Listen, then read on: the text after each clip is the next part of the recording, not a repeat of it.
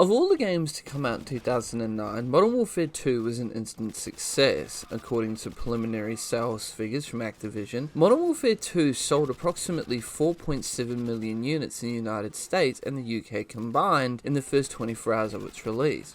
The total revenue from first day sales in the US and UK was $310 million, making Modern Warfare 2 the biggest entertainment launch in history at the time, surpassing in revenue its predecessor Call of Duty 4 Modern Warfare, as well as items from other media types. After 5 days of sales, the game had earned revenue figures of $550 million worldwide, and as of January 13th of 2010, it had taken over $1 billion in sales. Activision also claims that Modern Warfare 2 had 8 million players online within the first 5 days, constituting the largest army of players in the world.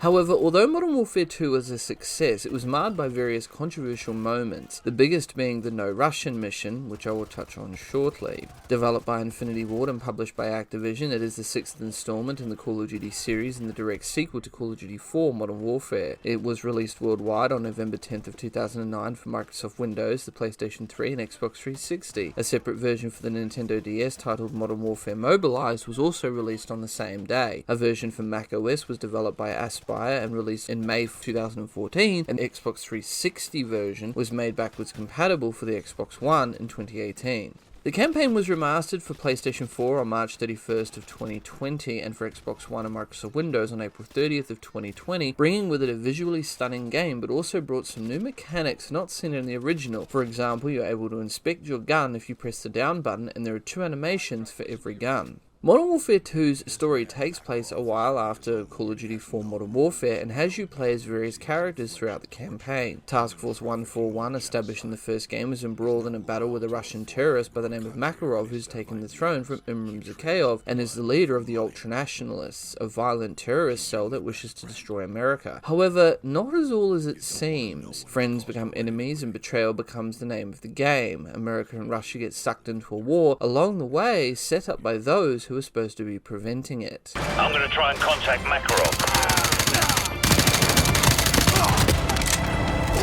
Makarov, this is Price. Shepard's a war hero now. He's got your operations playbook and he's got a blank check. Give me what you got, Shepard, and I'll take care of the rest. I know you can hear me on this channel, Makarov. You and I both know you won't last a week. And neither will you. You ever hear the old saying, the enemy of my enemy is my friend? Price, one day you're going to find that cuts both ways. Shepard is using Site Hotel Bravo. You know where it is. I'll see you now. Looking forward to it. As with all Call of Duty games, the gameplay is broken up somewhat, such as in one mission you have to stealthily enter an enemy base under the cover of a snowstorm and try not to be detected, which in a way is hard because visibility is nil. Another fun part about this mission is climbing up the side of a sheer ice-covered cliff.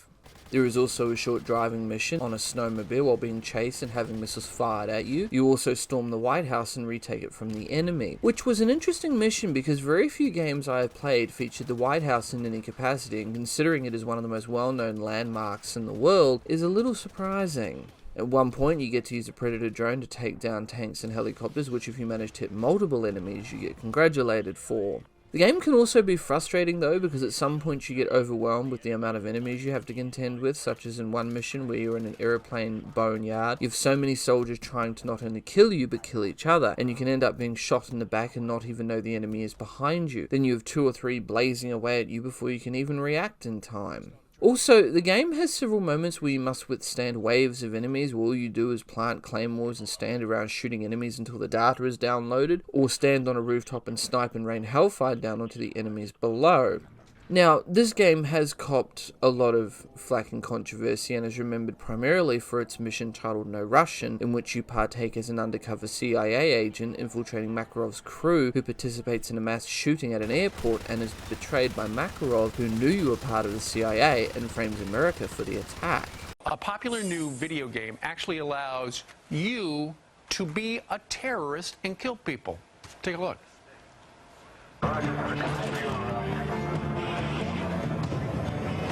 Has been your battlefield.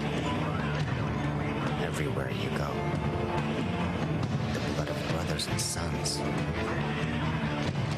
screams out against you.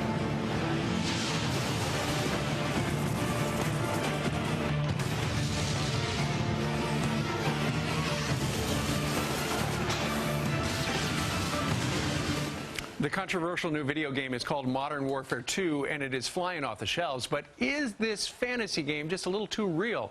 Now, while I like this game, as I do most of Call of Duty titles, there are problems with this installment that do stand out. For example, part of this game's story always bothered me, which was the mission in which you have to rescue a prisoner known initially as 627 from a Russian gulag, which is a fancy way of saying a prison that is like a CIA black site, a deep dark hole. And you discover that the prisoner is none other than Captain John Price, who for the first half of the game is missing in action. Now, the thing about this that is annoying and bothersome is it is never explained why or how Captain Price ended up in a Russian gulag at any point during the campaign, and why Makarov, the main antagonist of the series sequels, hated John Price so much so that it becomes a priority for your team Task Force 141 to break him out of a Russian prison. The only way to find out what the story is to read the lore behind Captain Price and Task Force 141, which is where the story is explained, and it turns out that between Modern Warfare 1 and 2, Price, after having healed from his wounds along with Simon Ghost Riley and Soap McTavish, joined Task Force 141 under the leadership of General Shepard and go after Makarov. During one such mission named Operation Kingfish, after receiving some intel about his whereabouts, Price is sent in along with several members who end up joining the ensemble in Modern Warfare 3, such as Frost and Sandman. The mission is a failure and Price is left behind and captured. He later ends up being transferred to the prison gulag and named Prisoner 627. A fan-made film of the same name was made, which was so well received that it was endorsed by Activision. Or capture.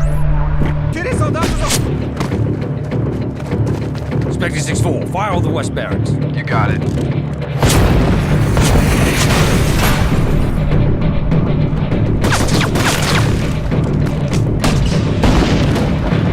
Spectre 6-4, give us an entrance. Rolling in. Frag out.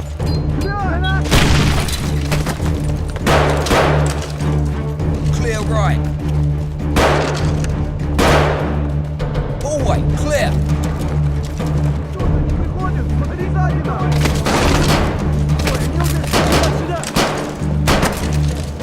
Tossing grenade.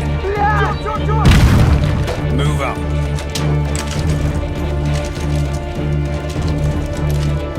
"141 has arrived. Nine bang out.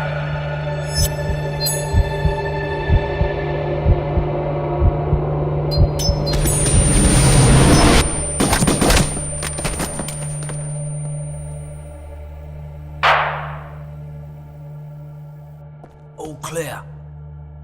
141 has arrived at target. There is no sign of Kingfish. I repeat, there is no sign of Kingfish. Copy 141, collect any intel you can. If he's not there, find out where he's going. Price, you need to see this. He's targeting Bravo 6. Ball! Get down! That's it. Who is Kingfish?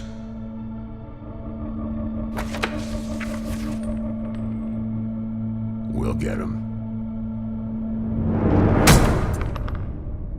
The biggest problem I have with this is the problem of continuity, because you are never given an explanation on any of this, and it's never explained in the game itself. When it is discovered that it is Price, it's never told why he was a prisoner, which breaks the story somewhat, because you're just left wondering, why are you saving him and why does Makarov hate him so much? People will probably say I'm being nitpicky, but I know myself when I played games back in the day before I became a reviewer, continuity is a big thing when you're telling a story, and it's the one thing I critiqued Gears of War 4 for, because it was like we had missed half of the game and we were jumping into the middle of the said story. What should have been done is have a flashback mission like All Gillied Up that explains how Price got captured, because without it, it feels like half of this game is missing and has been cut out of it. The campaign is also very short as well, and although it packs a lot of things into it, I would have liked it to have been a little bit longer, because you can finish the whole thing in one single sitting of just a couple of hours. It should have been more fleshed out, and there should have been more added into it, because the story just feels very severely lacking. Now, with the remaster of Modern Warfare 2, it